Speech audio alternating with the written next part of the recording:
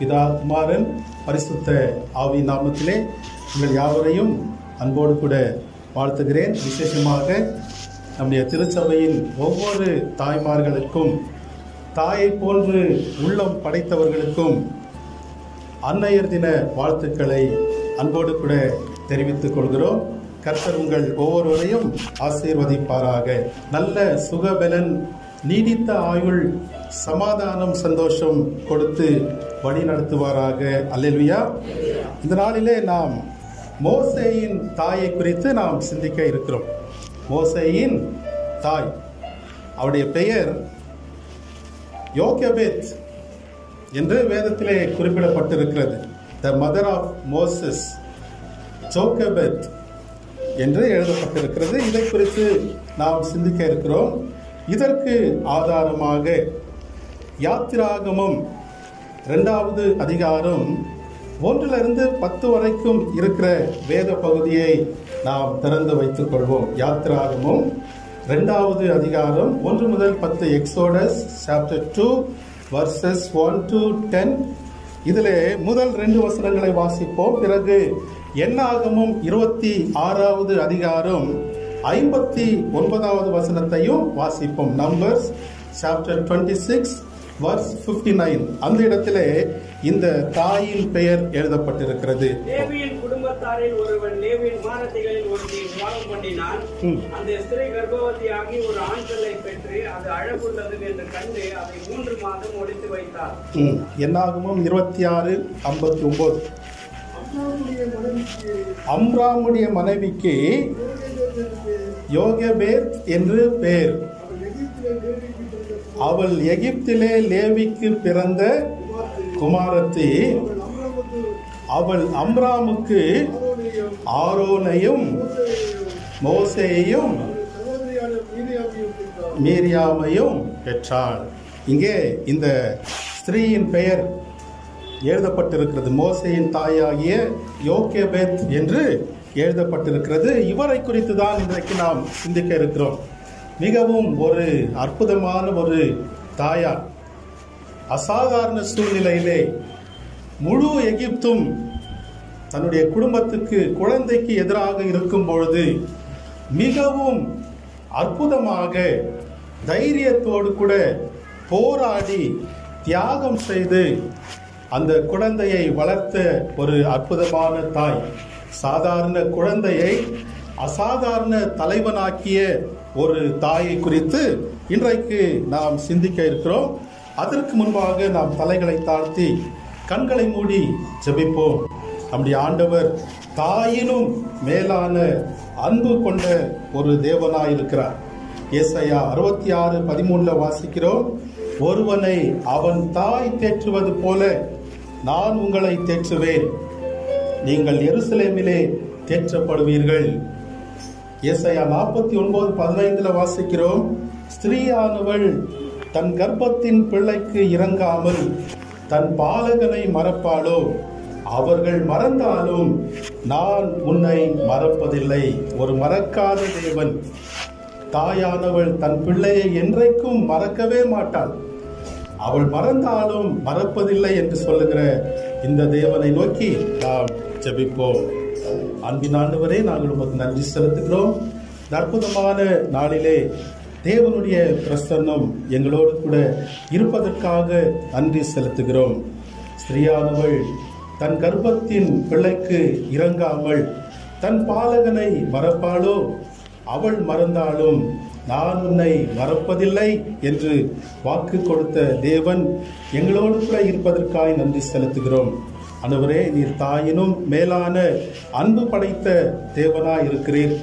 தாயின் உள்ளம் கொண்ட தேவனாய் இருக்கிறீர். நன்றி செலுத்துகிறோம். இப்படிப்பட்ட அன்பை ஒவ்வொரு தாயின் உள்ளத்திலும் கர்த்தர் நீர் வைத்திருப்பதற்காக நாங்கள் உம்மை துதிக்கிறோம், ஸ்தோத்தரிக்கிறோம். எங்கள் திருச்சபை தாய்மார்களுக்காக கூட நாங்கள் உமக்கு நன்றி செலுத்துகிறோம். ஒவ்வொருவரையும் கர்த்தர் தாமே ஆசீர்வதித்து பலப்படுத்தத்தக்கதாக நீடித்த ஆயுளை கொடுத்து சமாதான சந்தோஷத்தை கொடுத்து தாய்மார்களை வழிநடத்த வேண்டும் என்று நாங்கள் ஜெபிக்கிறோம். மகிமை யாவும் உமக்கே செலுத்துகிறோம். இயேசு கிறிஸ்துவின் வல்லமையுள்ள நாமத்தில் ஜெபிக்கிறோம் ஜீவனுள்ள பிதாவே, ஆமேன் ஆமேன். அருமையான கர்த்தருடைய பிள்ளைகளே, உலகத்திலேயே உன்னதமான உயிர்கள் அன்னையர்கள், தாய்மார்கள். பிள்ளைகள் கோபத்தை காட்டினாலும், வெறுப்பை காட்டினாலும், பிடிவாதத்தை காட்டினாலும் அவர்கள் மீது அன்பு மட்டுமே செலுத்தும் ஒரே ஜீவன் அம்மா. அல்லேலூயா. பூமி நம்மை தாங்குவதற்கு முன்பாக கருவிலே நம்மை சுமந்தவர்கள் அம்மா. அன்னையின் உறவை ஒரு நாளும் நாம் மறக்கக்கூடாது, ஒரு நாளும் அதை இழக்கக்கூடாது. அம்மா என்பவர்கள் நம்முடைய வாழ்வில் மிக மிக முக்கியமானவர்கள். அம்மா என்கிற சொல் மிகவும் ஒரு அழகான ஒரு சொல். தமிழ்நாட்டிலே நம்முடைய முன்னோர்கள் சொல்வார்கள், மாதாவை ஒரு நாளும் மறக்க வேண்டாம். மாதா அம்மாவை ஒரு நாளும் மறக்கவே கூடாது. அவர்கள் போற்றக்கூடியவர்கள், கனத்துக்கும் மதிப்புக்கும் மரியாதைக்கும் அவர்கள் தகுதியானவர்கள். அநேக பரிமாணங்களில் தங்களை அடையாளப்படுத்தி கொள்ளுகிறார்கள். பிள்ளைகளுக்கு ஆசிரியர்களாக அடையாளப்படுத்தி கொள்ளுகிறார்கள், ஆலோசகர்களாக அடையாளப்படுத்தி கொள்ளுகிறார்கள், பயிற்சி கொடுக்கிறவர்களாக, கற்றுக் கொடுக்கிறவர்களாக அடையாளப்படுத்தி கொள்ளுகிறார்கள், மருத்துவர்களாக அடையாளப்படுத்தி கொள்ளுகிறார்கள். இந்த உலகத்திலே ஒரு தியாகமான படைப்பு உண்டு என்றால் அவர்கள் அன்னையர்கள். அல்லேலூயா. ஆண்டவராகிய இயேசு கிறிஸ்து கூட இந்த உலகத்திலே இருந்த பொழுது தாயின் மீது உன்னதமான அன்பு கொண்டவராக இருந்தார். தாய்க்கு கீழ்ப்படிந்தவராக அவர் காணப்பட்டார். சிலுவையிலே அறைந்து அவரை குற்றுயிராக்கி வைத்திருக்கிறார்கள். அந்த நேரத்திலும் கூட தன்னுடைய தாய் தனிமையாக இருக்கக்கூடாது, தனிமையாகிவிடக்கூடாது என்பதற்காக தன்னுடைய அன்பு சீஷனை யோவானை நோக்கி தன்னுடைய தாயை அறிமுகப்படுத்தி வைக்கிறார்.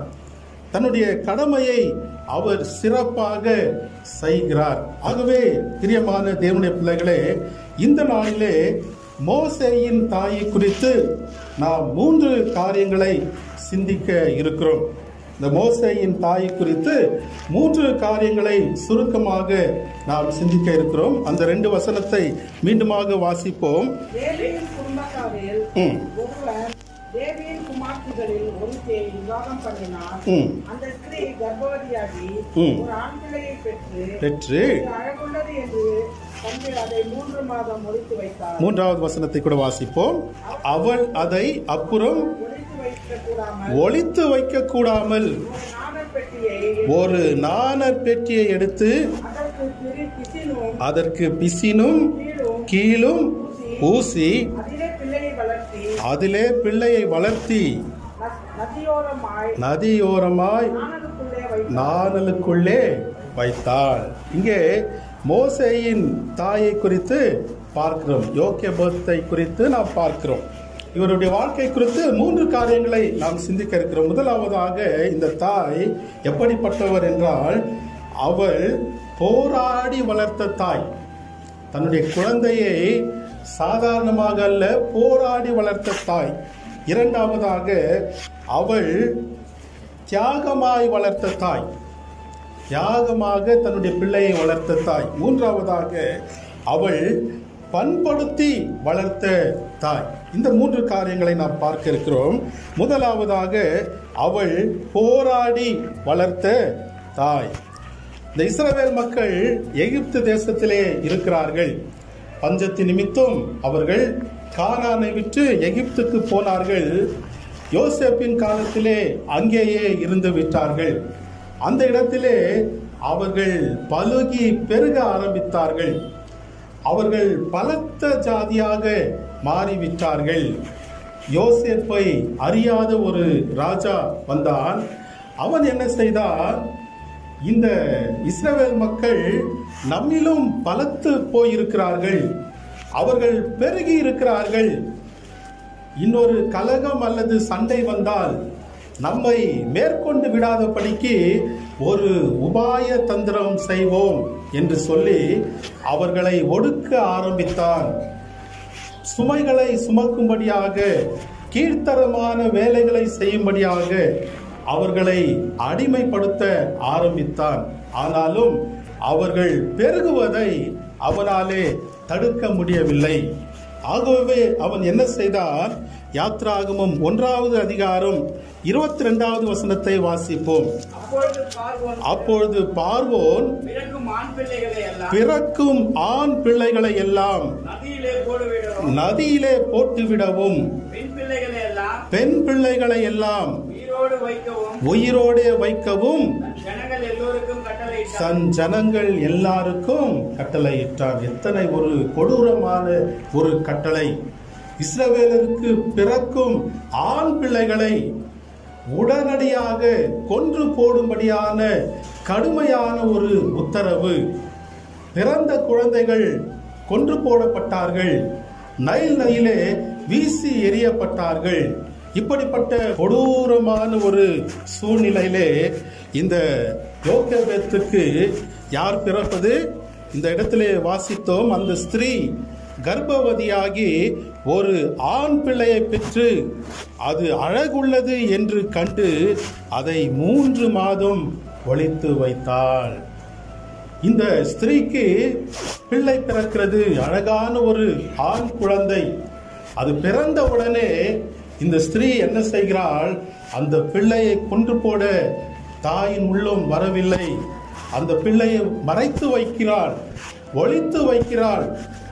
எகிப்தியருடைய கண்களில் படாத வண்ணம், எகிப்தியருடைய சேனைகளுடைய கண்களிலே படாத வண்ணம், எகிப்தின் அதிகாரிகள் கண்களிலே படாத வண்ணமாக ஒவ்வொரு நாளும் போராட்டம், ஒவ்வொரு நாளும் மறைத்து மறைத்து அவள் வாழ்ந்து கொண்டிருக்கிறாள். அந்த குழந்தைக்காக தேவனை நோக்கி ஜெபித்துக் கொண்டிருக்கிறாள். அந்த குழந்தையை வளர்க்க அவள் போராடி கொண்டிருக்கிறாள். மிகவும் ஒரு ஆபத்தான சூழ்நிலை. எபிரேயர் 11வது அதிகாரம் 23வது வசனத்தை வாசிப்போம். எபிரேயர் 11:23.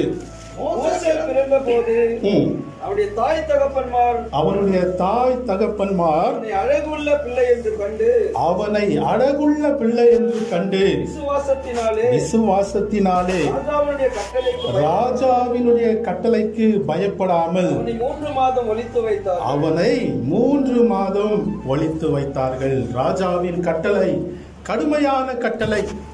குழந்தை கொல்லப்பட வேண்டும்.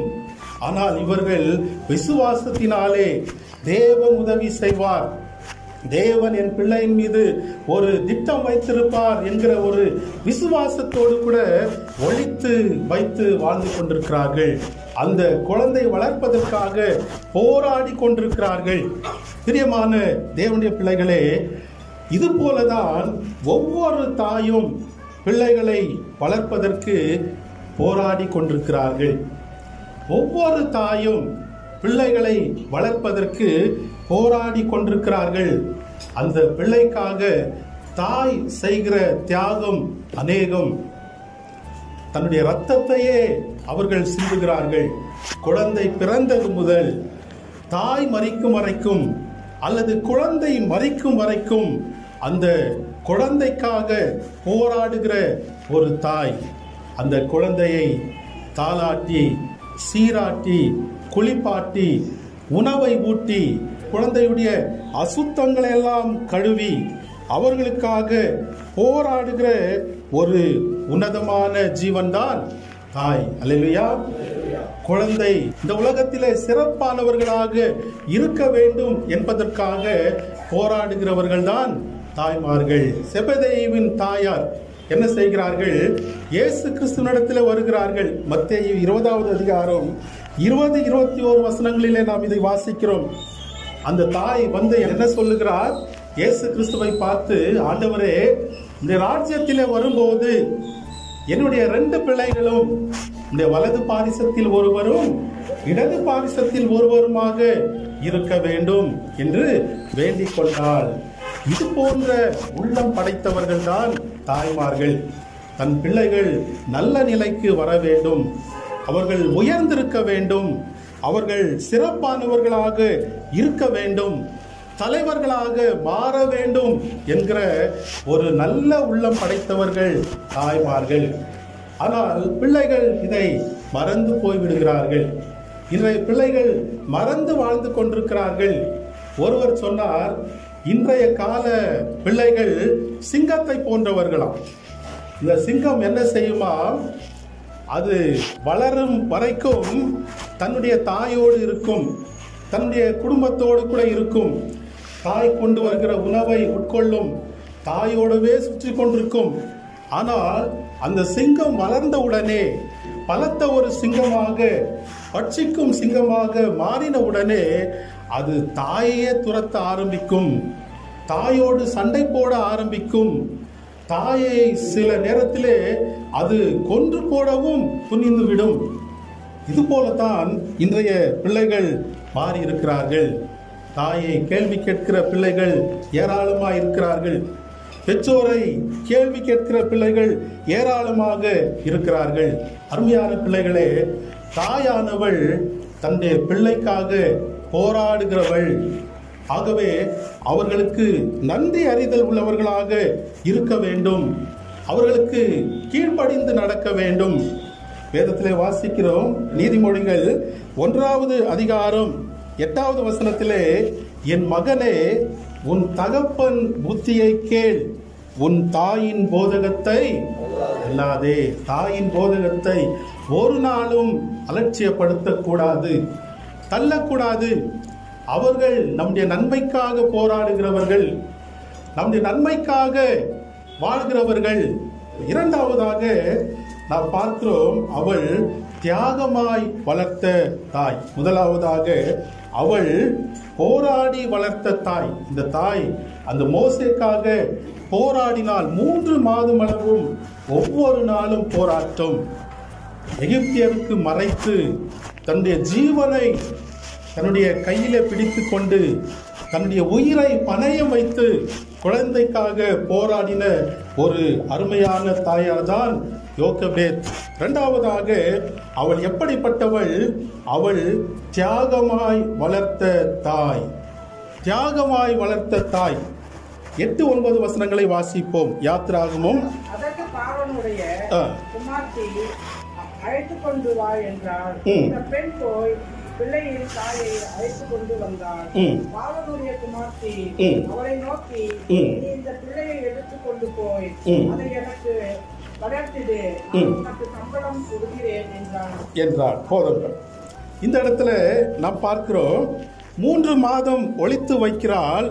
அதற்கு பிறகு அந்த குழந்தையை ஒளித்து வைக்க கூடாமல் ஒரு நாண பெட்டியை எடுத்து அதற்கு பிசின் கீழெல்லாம் பூசி அந்த பிள்ளையை அந்த நாண பெட்டியிலே வைத்து நதியோரமாக விட்டு விடுகிறாள். தன்னுடைய மகளை காவல் காக்கும்படியாக வைக்கிறாள்.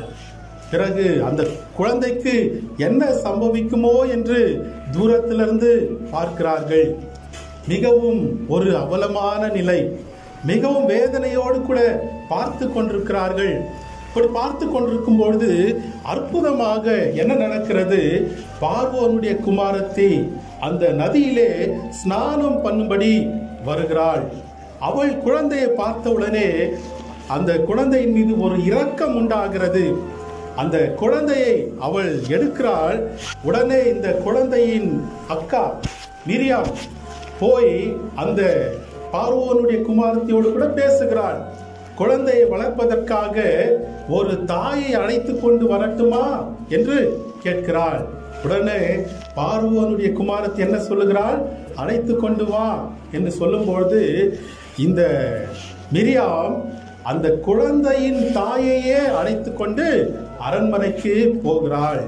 அந்த அரண்மனையிலே போனவுடனே இவர்கள் அந்த குழந்தையின் தாயாக தன்னை அறிமுகப்படுத்தி இருந்தால் என்ன நடந்திருக்கும்? பெரிய பிரச்சனை உண்டாயிருக்கும். ஆனால் இந்த தாய் என்ன செய்கிறாள்? தியாகமாக அம்மா என்கிற அந்த ஸ்தானத்தை தியாகம் செய்கிறாள். அம்மா என்கிற உறவை தியாகம் செய்து ஒரு வளர்க்கும் தாயாக, அந்த குழந்தையை வளர்க்கும் ஒரு ஆயாவாக தன்னை ஒப்பு கொடுக்கிறாள். தன்னுடைய மகன் என்று அவள் சொல்லவில்லை, அந்த ஸ்தானத்தை அவள் தியாகம் செய்தாள். பிரியமான தேவனுடைய பிள்ளைகளே, இது போலத்தான் ஒவ்வொரு தாய்மார்களும் பிள்ளைகளை வளர்ப்பதற்காக அவர்கள் செய்கிற தியாகங்கள் அநேகம். பிள்ளைகளுக்காக தாய்மார்கள் செய்கிற தியாகங்கள் அநேகம். இதை அநேக நேரத்தில் பிள்ளைகள் உணர்வதில்லை. தன்னுடைய நேரத்தை தியாகம் செய்கிறார்கள், தங்களுடைய ஆரோக்கியத்தை தியாகம் செய்கிறார்கள், தங்களுடைய அழகை தியாகம் செய்கிறார்கள், தங்களுடைய செல்வத்தை தியாகம் செய்கிறார்கள், தங்களுடைய உணவை கூட அவர்கள் தியாகம் செய்கிறார்கள். பிள்ளை சாப்பிட்டு நன்றாய் வாழ்ந்தால் போதும் என்கிற தாய்மார்கள் அநேகம். பிள்ளைகளுக்காக தியாகம் செய்கிற ஒரு தாய்மார்களை நாம் பார்க்கிறோம். இந்த கடல்ல ஆக்டோபஸ் என்கிற ஆழ்கடல் விலங்கை குறித்து நாம் கேள்விப்பட்டிருப்போம். ஆக்டோபஸ் இது என்ன செய்யுமா? அது முட்டை விட்டவுடனே அந்த முட்டையை ஒவ்வொரு நொடி பொழுதும் ஒவ்வொரு நிமிடமும் அது பாதுகாக்க ஆரம்பிக்குமா.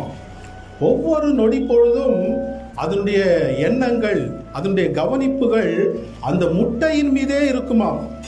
அதற்காக அது உணவை கூட உட்கொள்ளாமல் அந்த முட்டையை கண்ணும் கருத்துமாக பாதுகாத்து அந்த முட்டையிலிருந்து குஞ்சு குழந்தைகள் வெளியே வரும் வரைக்குமாக அது பாதுகாத்து கொண்டே இருக்குமாம். அந்த முட்டையிலிருந்து குழந்தை குஞ்சுகள் வெளியே வந்தவுடனே இந்த தாய் ஆக்டோபஸ் மரித்து போய்விடுமா. இதே போலதான் தாய்மார்களும் தங்களுடைய பிள்ளைகளுக்காக தியாகம் செய்கிறார்கள், தங்களுடைய ஜீவனையே தியாகம் செய்கிறார்கள். தங்களுடைய கருவறையிலே 9 மாதம் சுமந்தார்கள், வெளியே வந்தவுடனே தங்களுடைய இடுப்பிலே சுமக்கிறார்கள், தங்களுடைய தோள்களிலே சுமக்கிறார்கள், தங்களுடைய உள்ளத்திலே சுமக்கிற தாய்மார்களை நாம் பார்க்கிறோம். ஆகவே பிரியமான தேவனுடைய பிள்ளைகளே, தாயின் அன்பு மிகவும் சிறப்பானது.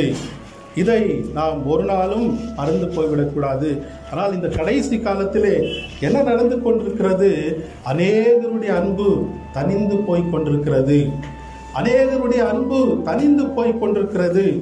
நம்முடைய தேசத்தின் நிலவரப்படி பிள்ளைகள் பெற்றோரை எப்படி கவனிக்கிறார்கள் என்கிற ஒரு சர்வே எடுக்கப்பட்டது. கிட்டத்தட்ட 56% பிள்ளைகள் பெற்றோரை கைவிட்டு விடுகிறார்களாம். பெற்றோர்களுக்கு வயது வந்தவுடனே, முதிர்ந்த வயதான உடனே பிள்ளைகள் பெற்றோரை கவனிப்பதை விட்டு விடுகிறார்கள்.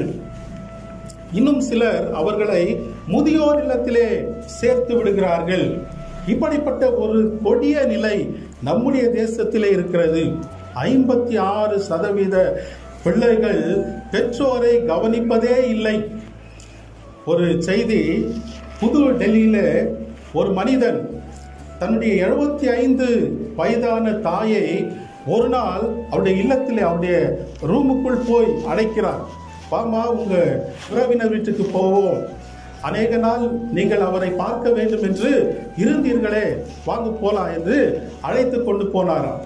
புது டெல்லியிலிருந்து உத்தரப்பிரதேஷ் பார்டர்ல வந்து கொண்டிருக்கும் பொழுது ரோட்டோரத்தில் ஒரு பழக்கடைக்கு அருகாமையிலே தன்னுடைய தாய் இறக்கி வைத்துவிட்டு, கொஞ்ச நேரம் இங்கே இருங்கள், நான் கடைக்கு போய் வருகிறேன் என்று சொல்லி போனாராம். யாரு? மகன். தாயை இறக்கி வைத்துவிட்டு போனவர் வரவே இல்லையாம். காலையிலே விட்டவர் சாயங்காலமானது, இரவானது, மகன் வரவே இல்லை. அவர் அழ ஆரம்பித்தார். பிறகு அந்த மகனை தேடுகிறார்கள், கிடைக்கவே இல்லை. அவரை அழைத்து கொண்டு போய் ஒரு முதியோர் இல்லத்திலே சேர்த்தார்கள். பிறகு அந்த முதியோர் இல்லத்தார் அவருடைய அட்ரஸை தேடி கண்டுபிடித்த பிறகு அந்த மகன் சொன்னாராம், நான் வேண்டுமென்றே தான் அங்கே விட்டு போனேன், அவர்கள் எனக்கு மிகவும் பாரமாக இருக்கிறார்கள். இது போலதான் பிரியமான தேவனுடைய பிள்ளைகளே, அநேக பிள்ளைகள் பெற்றோரை கைவிடுகிற ஒரு சூழலை நாம் பார்க்கிறோம். பெற்றோரை மறந்து போய்விடுகிறார்கள். மதர் தெரேசா அவர்கள் இருக்கும் பொழுது ஒரு முதிய தாயை குப்பை தொட்டியில பார்த்து கண்டெடுத்திருக்கிறார்கள். குப்பை தொட்டியிலே தன்னுடைய தாயாரை வீசிவிட்டு போயிருக்கிறார். அவர்கள் முணுமுணுக்கிற சத்தம் கேட்டு அந்த மதர் தெரேசா போய் அவர்களை கண்டெடுத்திருக்கிறார்கள். என்னுடைய மகன் இந்த இடத்திலே வீசிவிட்டு போனான் என்று சொன்னாராம். அருமையான கர்த்தருடைய பிள்ளைகளே, இப்படி ஒரு கொடூரமான ஒரு சூழ்நிலை இந்த தேசத்திலே, உலகத்திலே காணப்படுகிறது. பிள்ளைகள் பெற்றோரை கனப்படுத்த அறிந்து கொள்ள வேண்டும். வாக்கு தத்தம் உள்ள முதலாவது கட்டளை என்ன? தகப்பனையும் தாயையும் கனம் பண்ணுவாயாக. உன்னுடைய வாழ்நாட்கள் நீடித்திருப்பதற்கு உன் தாயையும் தந்தையையும் கனம் பண்ணுவாயாக. நீதிமொழிகள் 30வது அதிகாரம் 17வது வசனத்திலே மிகவும் ஒரு எச்சரிப்பான ஒரு வசனத்தை இங்கே நீதிமொழிகள் புத்தகத்திலே நாம் வாசிக்க முடியும். வாசிப்போம். நீதிமொழிகள் 30:17. தகப்பனை பரியாசம் பண்ணி தாயின் கட்டளையை அசட்டை பண்ணுகிறவனுடைய கண்ணை நதியின் காகங்கள் பிடுங்கும், கடுகின் குஞ்சுகள் தின்னும். எத்தனை ஒரு எச்சரிப்பான வார்த்தைகள்! அப்படி என்றால் என்ன பொருள்? நம்முடைய சரீரத்துக்கு விளக்கியது கண்கள். இந்த கண்கள் இருளானால் நம்முடைய சரீரம் முழுவதும் இருளாகும். அப்படி என்றால் நம்முடைய வாழ்க்கை முழுவதும் இருளாகும். தகப்பனை பரியாசம் பண்ணுகிறவர்கள், தாயின் கட்டளையை அசட்டை பண்ணுகிறவருடைய வாழ்க்கை என்னவாகும்? வாழ்க்கை இருண்டு போகும் என்று இந்த இடத்திலே நாம் பார்க்கிறோம். நீதிமொழிகள் 23:22 நாம் வாசிக்கிறோம். நீதிமொழிகள் 23:22. உன்னை பெற்ற தகப்பனுக்கு செவி கொடு, உன் தாய் வயது சென்றவள் ஆகும்போது அவளை அசட்டை பண்ணாதே. தாய் வயது சென்றவள் ஆகும் பொழுது அவர்களை அசட்டை பண்ணக்கூடாது. அவர்களை மதிக்க வேண்டும், கனப்படுத்த வேண்டும். நீதிமொழிகள் 20:20 வாசிக்கிறோம். தன் தகப்பனையும் தன் தாயையும் தூஷிக்கிறவனுடைய தீபம் காரிருளில் அணைந்து போம். தகப்பனை தாயை தூஷிக்கிறவர்கள் ஏராளம். நம்முடைய ஊரில் பார்க்க முடியும். ஒரு பெண் தன்னுடைய மொபைல் போன்ல தன்னுடைய மாமியார் பெயரை கொரோனா என்று டைப் செய்து வைத்திருந்தார்.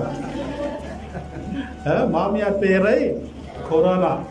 இப்படி ஜனங்கள், மாமியார் என்றால் யார்? தாய்க்கு சமமானவர்கள், மருமகள், மகளுக்கு பதிலானவர்கள்.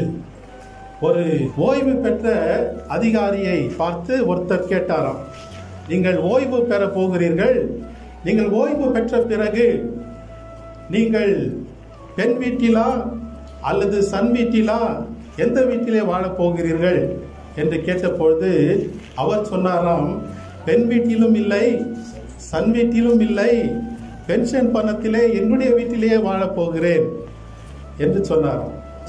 பெற்றோர்களுக்கு பிள்ளைகள் மீது அந்த நம்பிக்கையே அற்று போய்விட்டது. அன்பு தனிந்த ஒரு சூழலில் நாம் வாழ்ந்து கொண்டிருக்கிறோம். ஆகவே பிரியமானவர்களே, தாயானவள் தியாகமாய் வளர்த்தவர்கள், தாயானவள் போராடி வளர்த்தவர்கள். மூன்றாவதாக அவள் பண்படுத்தி வளர்த்த ஒரு தாய். இந்த யோகேபத்தை குறித்து நாம் பார்க்கிறோம். அவர்கள் மோசேயை பண்படுத்தி வளர்த்த ஒரு தாய். 9வது வசனத்திலே நாம் பார்க்கிறோம். 2:9 யாத்திராகமம் 2:9. பார்வோனுடைய குமாரத்தி அவளை நோக்கி, நீ இந்த பிள்ளையை எடுத்துக்கொண்டு போய் அதை எனக்கு வளர்த்திடு, நான் உனக்கு சம்பளம் கொடுக்கிறேன் என்றால் அந்த ஸ்திரீ பிள்ளை எடுத்துக்கொண்டு போய் அதை வளர்த்தாள். ஒரு அருமையான ஒரு வாய்ப்பு இல்லைங்களா? பெற்ற தாய்க்கு தன்னுடைய குழந்தையை வளர்க்கும்படியான ஒரு வாய்ப்பு கிடைத்தது. ஒரு 5 அல்லது 8 ஆண்டுகள் கிடைத்திருக்கும். இந்த குறுகிய காலத்திலேயே இந்த யோகேபத் என்ன செய்தார்? தன்னுடைய பிள்ளைகளுக்கு எதை கற்றுக் கொடுக்க வேண்டுமோ அதை கற்றுக் கொடுத்தார். எந்த உண்மைகளை சொல்லித்தர வேண்டுமோ அதை சொல்லிக் கொடுத்தார்.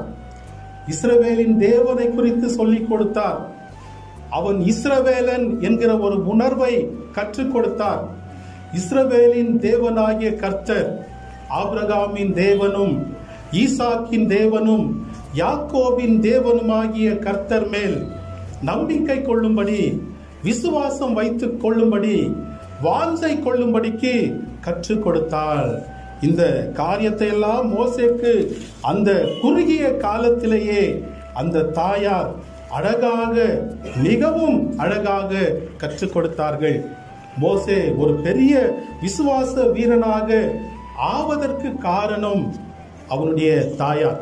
எபிரேயர் 11வது அதிகாரம் 24 தொடர்ந்து நாம் வாசிக்கும் பொழுது அங்கே என்ன எழுதப்பட்டிருக்கிறது? எபிரேயர் 11:24 விசுவாசத்தினாலே மோசே தான் பெரியவனான போது பார்வோனுடைய குமாரத்தின் மகன் எண்ணப்படுவதை வெறுத்து அநித்தியமான பாவதோஷங்களை அனுபவிக்கிறதை பார்க்கிலும் தேவனுடைய ஜனங்களோடு துன்பத்தை அனுபவிப்பதையே தெரிந்து கொண்டு ஒரு விசுவாச வீரனாக மாறிவிட்டான். இதற்கு காரணம் யார் என்றால் அவனுடைய தாயார். அருமையான தேவனுடைய பிள்ளைகளே, இது போலதான் பிள்ளைகளுக்கு நாம் தேவனுடைய காரியங்களை கற்றுக் கொடுக்க வேண்டும், நல்லவைகளை கற்றுக் கொடுக்க வேண்டும். ஆபிரகாம் லிங்கன் அவர் ஜனாதிபதியாக மாறின பிறகு அவர் சொன்னாராம், தன்னுடைய எல்லா நல்ல குணத்துக்கும் காரணம் என்னுடைய தாயார் என்று அவர் பகிரங்கமாக அறிக்கையிட்டார். என்னுடைய நல்ல குணத்திற்கு காரணம் யார்? என்னுடைய தாயார். நூலை போல சேலை தாயை போல இல்ல. தாய் எப்படி இருக்கிறார்களோ பிள்ளையும் அப்படிதான் இருப்பார்கள். தங்களுடைய வாழ்க்கையின் மூலமாகவும் தங்களுடைய வார்த்தைகள் மூலமாகவும் பிள்ளைகளுக்கு முன்மாதிரியாக இருக்க வேண்டும், நல்லவைகளை கற்றுக் கொடுக்க வேண்டும். வேதத்திலே கொடூரமான தாயை குறித்தும் எழுதப்பட்டிருக்கிறது. மார்க்கு 6வது அதிகாரம் 22 27 வரைக்கும் இந்த ஏரோதியாள் என்பவளை குறித்து எழுதப்பட்டிருக்கிறது. ஏரோது அவளை வைத்திருப்பது நிமித்தம் யோவான் என்ன செய்தார்? கண்டித்தார். யோவான் ஸ்நானகன் கண்டித்தார். ஆகவே அந்த ஏரோதியாளுக்கு யோவான் ஸ்நானகன் மேல் ஒரு வெறுப்பு. ஏரோதின் அரண்மனையிலே ஒரு நடன நிகழ்ச்சி. அந்த ஏரோதியாளின் மகள் நடனம் ஆடுகிறாள். அந்த நேரத்திலே அவளுடைய நடனத்திலே அவன் மகிழ்ச்சி அடைந்து ஏரோது என்ன கேட்கிறான்? உனக்கு என்ன வேண்டுமானாலும் நான் அதை தருகிறேன் என்று சொன்னவுடனே அந்த பெண் தன்னுடைய தாயாரிடத்திலே போய் கேட்கிறாள், நான் என்ன கேட்க வேண்டும்? அந்த தாயார் என்ன சொல்லுகிறாள்? மார்க்கு 6வது அதிகாரம் 24வது வசனத்தை வாசிப்போம். மார்க்கு, அப்பொழுது அவள் வெளியே போய் நான் என்ன கேட்க வேண்டும்? தன் தாயிடத்திலே கேட்டாள். அதற்கு அவள் யோவான் ஸ்நானகனுடைய கலையை கேள். எத்தனை ஒரு கொடூரமான ஒரு தாய்! உயிர் பலியை கேட்கிறாள், யோவானுடைய தலையை கேட்கிறாள். அந்த தலையை கேள் என்று சொல்லிக் கொடுக்கிறாள். இது போல சில தாய்மார்கள் இந்த உலகத்திலே உண்டு. தீமையானவைகளை சொல்லிக் கொடுக்கிற தாயார், கெட்ட காரியங்களை சொல்லிக் கொடுக்கிற தாயார், சண்டை போடுவதற்கும் பொறாமை கொள்வதற்கும் மாறுபாடுகள் வேறுபாடுகள் காட்டுவதற்கும் கெட்ட வழிகளை கை கொள்ளுவதற்கும் சொல்லிக் கொடுக்கிற தாய்மார்கள் இருக்கிறார்கள். ஆனால் மோசேயின் தாய் அப்படிப்பட்டவர் அல்ல. தன்னுடைய தேவனை குறித்து, விசுவாசத்தை குறித்து, தன்னுடைய ஜனத்தின் நிந்தைகள் நீங்கும்படியாக, அடிமைத்தனத்திலிருந்து விடுதலை அடையும்படியாக அவர்கள் சொல்லிக் கொடுத்தார்கள். இது போலதான் அருமையான தாய்மார்களே, பிள்ளைகளுக்கு நல்லவைகளை சொல்லிக் கொடுக்க வேண்டும், தேவனை குறித்து சொல்லிக் கொடுக்க வேண்டும், நீதி நியாயங்களை குறித்து சொல்லிக் கொடுக்க வேண்டும். அதை அவர்கள் ஒரு காலமும் மறந்து போக மாட்டார்கள். தாமஸ் அல்வா எடிசனை குறித்து நமக்கு தெரியும். அவருடைய கண்டுபிடிப்புகளின் நிமித்தம் அவரை கனப்படுத்தும்படிக்கு அமெரிக்க அரசாங்கம் ஒரு பாராட்டு விழாவை ஏற்படுத்துவதற்காக பேசிக் கொண்டிருந்தார்களாம். பாராளுமன்றத்திலே சபாநாயகருடைய இருக்கையிலே இந்த தாமஸ் அல்வா எடிசனை அமர வைத்து அவரை கனப்படுத்த வேண்டும் என்கிற ஒரு நிகழ்ச்சி. இதை தாமஸ் அல்வா எடிசனுக்கு அறிவித்த பொழுது அவர் சொன்னாராம், என்னை பாராட்ட நினைத்தால் என்னை அல்ல, என் தாயை நீங்கள் பாராட்ட வேண்டும். ஏனென்றால் நான் இந்த பள்ளியிலே சேரும் பொழுது, அமெரிக்க தேசத்திலே பள்ளியிலே சேரும் பொழுது அந்த பள்ளிக்கூடம் என்ன செய்ததாம், இவர் ஒரு ஸ்லோ லர்னர் என்று அறிந்து பள்ளிக்கு சேர்க்காமல் அவரை ஒதுக்கி வைத்ததாம். அரசாங்கம் உதவவில்லை, கல்விக்கூடம் உதவவில்லை. அவரை ஒதுக்கி போட்ட போது இங்கிலாந்து தேசத்தை சேர்ந்த அவருடைய தாயார் எடிசனுக்கு வீட்டிலேயே சொல்லிக் கொடுத்தார்கள், கல்வி அறிவை சொல்லிக் கொடுத்தார்கள், தான் கற்றவைகளை சொல்லிக் கொடுத்தார்கள். பிறகு புகழ்பெற்ற ஒரு விஞ்ஞானியாக தாமஸ் அல்வா எடிசன் மாறிவிட்டார். ஆகவே அவர் சொன்னாராம், என்னை நீங்கள் பாராட்ட நினைத்தால் என்னுடைய தாயாரை பாராட்ட வேண்டும். ஏனென்றால் என்னை இந்த நிலைக்கு கொண்டு வந்தவர் என்னுடைய தாயார், அவரை நீங்கள் பாராட்ட வேண்டும். இல்லை என்றால் அந்த பாராட்டுதல் எனக்கு வேண்டாம் என்று சொன்னாராம். அதே போல இந்த அமெரிக்க அரசாங்கம் தாமஸ் அல்வா எடிசனுடைய தாயாரை இங்கிலாந்து பாராளுமன்றத்திலே அவருக்கு பாராட்டுதல் தெரிவித்ததாம்.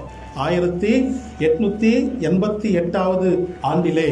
அருமையான கர்த்தருடைய பிள்ளைகளே, பிள்ளைகள் பெற்றோருக்கு இப்படிப்பட்ட கனத்தை கொடுக்கிறவர்களாக இருக்க வேண்டும்.